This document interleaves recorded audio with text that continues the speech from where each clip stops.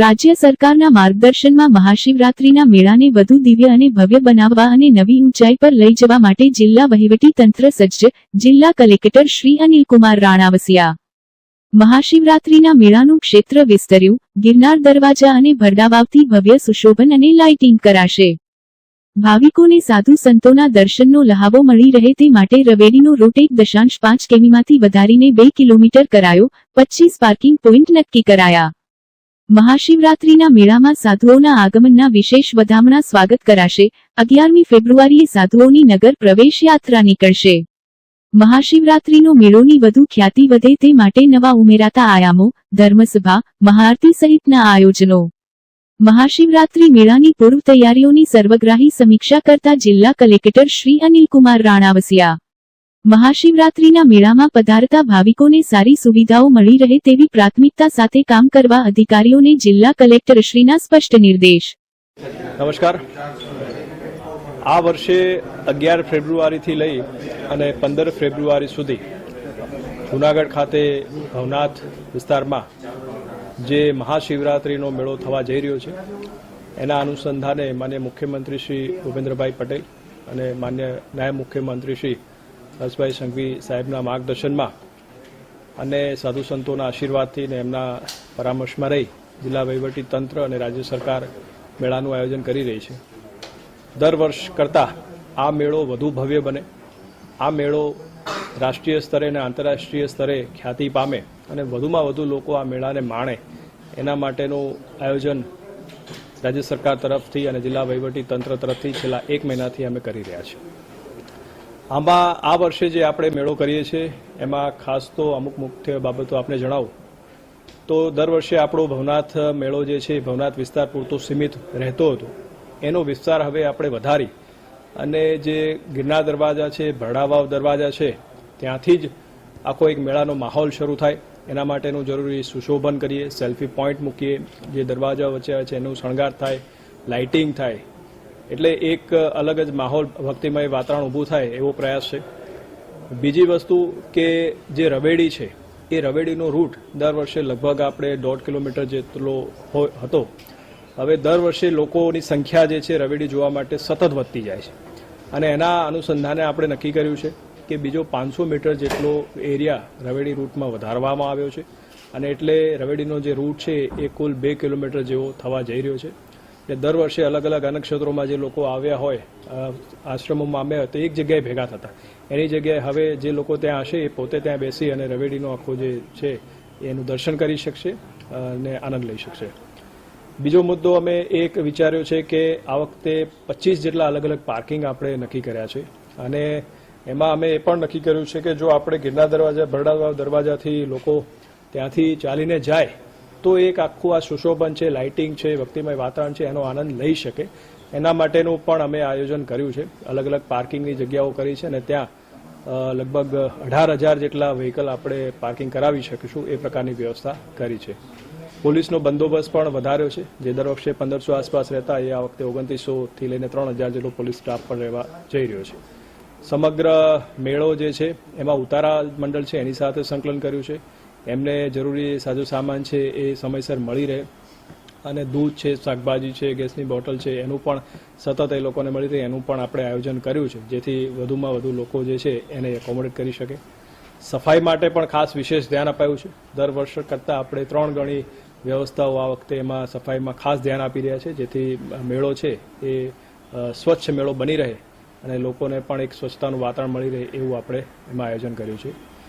એક આ વખતે નવી વસ્તુ એ પણ શરૂ કરીએ છીએ કે 11 તારીખે સાંજે જ્યારે સાધુ સંતો આપણા ભવનાથ વિસ્તારમાં મેળામાં પધારતા હોય તો આ વખતે રાજ્ય સરકારની સૂચના હતી અને એમના માર્ગદર્શનમાંથી અને સાધુ સંતો સાથે બેઠક કર્યા બાદ એવું નક્કી કરવામાં આવ્યું છે કે સાંજના સમયે 11 તારીખે સાંજે એક નગર પ્રવેશનો આખો એક કાર્યક્રમ આપણે કરવા જઈ રહ્યા છીએ કે જ્યાં જે સાધુ સંતો હશે એમનું નગરજનો સ્વાગત કરશે, એમાં લોકો એમાં જોડાશે, એમની આરતી વગેરે કરવાની અને એમના આશીર્વાદ લેવાની આખા રૂટ ઉપર પણ લોકો ઊભા રહેશે. ત્યારબાદ આખી જે આ નગર પ્રવેશ થયા બાદ સાધુ સંતો સાથે આરતી કરવામાં આવશે ભવનાથ મંદિરમાં, અને એક ધર્મ સભાનું પણ એ દિવસે આયોજન આપણે કરી રહ્યા છીએ. દર વર્ષે જેમ સાંસ્કૃતિક કાર્યક્રમ આપણે ગોઠવતા હોય છે, એ આ વખતે વિચાર છે કે જિલ્લા પંચાયત સામેનું જે પાર્કિંગ ગ્રાઉન્ડ છે એ જગ્યાએ આપણે મોટો એક મંડપ બનાવી અને ત્યાં લગભગ 5-6 હજાર લોકો એક સાથે આખો સાંસ્કૃતિક કાર્યક્રમ માણી શકે એ પ્રકારની આખી વ્યવસ્થા જે છે આપણે આ કરી રહ્યા છીએ. એટલે રાજ્ય સરકારના સહયોગથી, સાધુ સંતોના આશીર્વાદથી જિલ્લા વહીવટી તંત્ર આખો એક મેળો એક નવી ઊંચાઈએ લઈ જઈએ અને એક ભવ્યતા એને આપણે આપીએ એ પ્રકારનો આજે નમ્ર પ્રયાસ છે. ગરવા ગિરનારને સર કરવા દેશભરમાંથી આવેલા સ્પર્ધકો ઉત્સાહિત. 18મી રાષ્ટ્રીય કક્ષાની ગિરનાર આરોહણ અવરોહણ સ્પર્ધાનું ભવ્ય આયોજન. ગુજરાત સરકાર અને જિલ્લા વહીવટી તંત્રની મહેમાનગતિ અને વ્યવસ્થા લાજવાબ. સ્પર્ધકોએ આપ્યા પ્રતિભાવો. જિલ્લા વહીવટી તંત્ર દ્વારા મેડિકલ ચેકઅપથી લઈ રહેવા જમવાની શ્રેષ્ઠ વ્યવસ્થાઓ. સ્પર્ધકો દેશભરના ખેલાડીઓ ગિરનાર સર કરવા આતુર. જૂનાગઢ ખાતે આયોજિત 18મી અખિલ ભારતીય ગિરનાર આરોહણ અવરોહણ સ્પર્ધાના પૂર્વ સંધ્યાએ દેશભરમાંથી આવેલા સ્પર્ધકોએ ગરવા ગિરનારને સર કરવા માટે ભારે ઉત્સાહ વ્યક્ત કર્યો હતો. જૂનાગઢ જિલ્લા વહીવટી તંત્ર દ્વારા કરવામાં આવેલી પૂર્વ તૈયારીઓને સ્પર્ધકોએ બિરદાવી છે. જિલ્લા વહીવટી તંત્ર દ્વારા મેડિકલ ચેકઅપથી લઈ રહેવા જમવાની શ્રેષ્ઠ વ્યવસ્થાઓની પણ સરાહના કરી હતી. મધ્યપ્રદેશના બેતુલથી આવેલા નૈની પાટીલ, બિહારના અમૃતા કુમારી, કીર્તિ કુમારી અને બિહારના સંપત કુમાર સહનીએ જણાવ્યું હતું કે ગુજરાત સરકાર અને જિલ્લા વહીવટી તંત્રની મહેમાનગતિ અને અહીંની વ્યવસ્થા લાજવાબ છે. સ્પર્ધા માટે મેડિકલ તપાસની પ્રક્રિયા ખૂબ જ સરળ બનાવવામાં આવી છે, જ્યાં એક જ ફ્લોર પર તમામ તબીબી તપાસ પૂર્ણ કરી દેવામાં આવી હતી. સ્પર્ધાના આગલા દિવસે સ્પર્ધકોને કિટનું વિતરણ કરવામાં આવ્યું છે તથા રૂટ અને નિયમો અંગે માર્ગદર્શન આપતી બેઠકો યોજવામાં આવી છે. તેમજ સ્પર્ધકોને પર્વત ચડવાની પદ્ધતિઓ વિશે પણ ઝીણવટભરી માહિતી આપવામાં આવી છે. આ સ્પર્ધામાં ભાગ લેવા માટે રાષ્ટ્રીય સ્તરના પર્વતારોહી પણ આવ્યા છે, જેમણે ગુજરાત સરકારના આ આયોજનને ભારતભરમાં અજોડ ગણાવ્યું છે. સ્પર્ધકોએ અહીંની વ્યવસ્થા અને ગુજરાતી લોકોના સ્વભાવમાં રહેલી મીઠાશની પ્રશંસા કરી હતી. આવતીકાલની સ્પર્ધામાં ટોપ 10માં સ્થાન મેળવવાના મક્કમ નિર્ધાર સાથે સ્પર્ધકો સજ્જ બન્યા છે.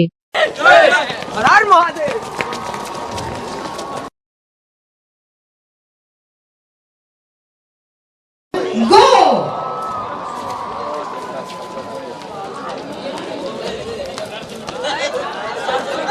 3, 2, 1, go!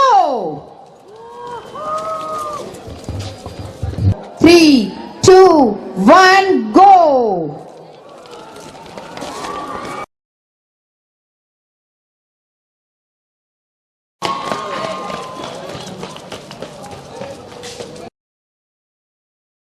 3, 2, 1, go!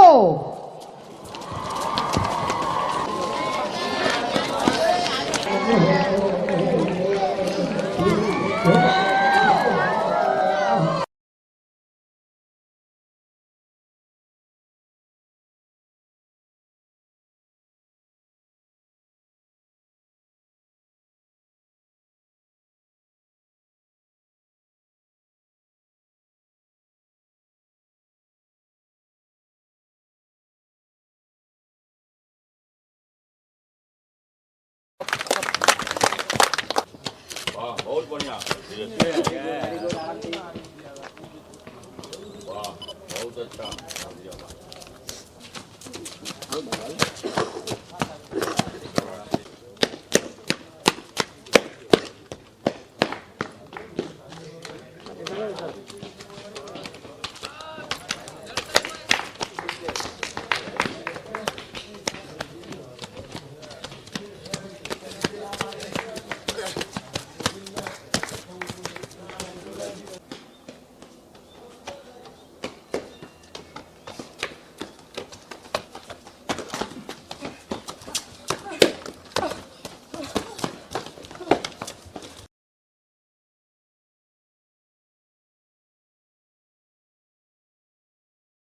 આજે રાષ્ટ્રીય સ્તરની ગિરનાર આરોહણ અવરોહણ સ્પર્ધાનું આયોજન કરવામાં આવ્યું હતું. 2008થી શરૂ થયેલી આ સ્પર્ધાનું આજે 18મું સંસ્કરણ હતું, જેમાં 516 જેટલા સ્પર્ધકોએ ભાગ લીધો હતો. આ સ્પર્ધા એ માનનીય વડાપ્રધાનશ્રીના ફિટ ઇન્ડિયા અને માનનીય મુખ્યમંત્રી શ્રી ભૂપેન્દ્રભાઈ પટેલના મેદસ્વીતા મુક્ત ગુજરાતના જે કોન્સેપ્ટ છે એને ચરિતાર્થ કરે છે. આ માત્ર ફિટનેસ જ નહીં પરંતુ આપણી ધાર્મિક અને જે આપણી સાંસ્કૃતિક વિરાસત છે એને પણ સમગ્ર દેશ સામે ઉજાગર કરતી એક અનોખી સ્પર્ધા છે. આ સ્પર્ધામાં રાજ્ય સરકાર તરફથી જે પણ સ્પર્ધકો આવે છે એના રહેવા જમવા માટે, એના મેડિકલ સુવિધા માટે તમામ સુવિધાઓ આપણે એને માટે ઊભી કરતા હોય છે અને ખૂબ સુંદર વાતાવરણમાં આ સ્પર્ધા યોજાતી હોય છે. સ્પર્ધકો મોટે ભાગે લગભગ 53થી લઈને 55 મિનિટ સુધીમાં 5500 પગથિયા જે છે આ પૂર્ણ કરતા હોય છે અને બહેનો 2200 પગથિયાની જે કોમ્પિટિશન છે પૂર્ણ કરતી હોય છે. चलो, मेरा नाम सूर्यांश प्रताप सिंह है. मैं लखनऊ उत्तर प्रदेश से आया हूँ और मुझे बहुत अच्छा कंपटीशन यहाँ पर मिला और मुझे बहुत अच्छा लगा. यहाँ की सुविधाएं बहुत अच्छी रही और यहाँ का वातावरण, नेचर काफ़ी अच्छा है और मैनेजमेंट बहुत ही अच्छा. बहुत ही ज़्यादा खुशी हुई मुझे यहाँ पर पार्टिसिपेट करके. मैं एक नेशनल प्लेयर हूँ और यहाँ दूसरी बार प्रतिभाग कर रहा हूँ. मैं पिछली बार भी प्रतिभाग किया था. इस बार थोड़ा अनफिट होने के कारण पोजीशन तो मेरी नहीं आई, लेकिन मुझे बहुत ही ज़्यादा खुशी हुई.